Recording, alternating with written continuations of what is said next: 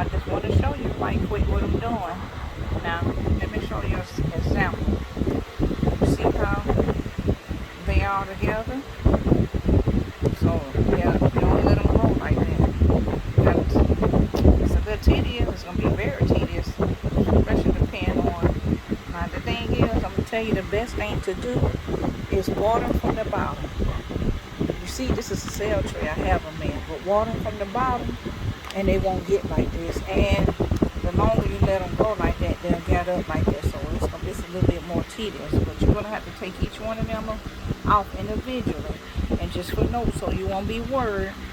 You don't have to use them all. You're not going to be able to use them all. Some of them you're going to have to throw them away. Okay, so I just wanted to show you. So see what I did again?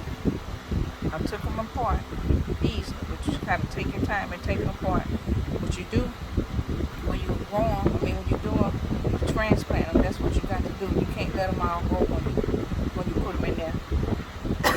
Excuse me, as a seed. And those are Brussels sprouts, as you see. I've been really working. I want to show you a little bit more what I've been doing. I've been really working. This is like my herbs, but I planted these. See, that's kale.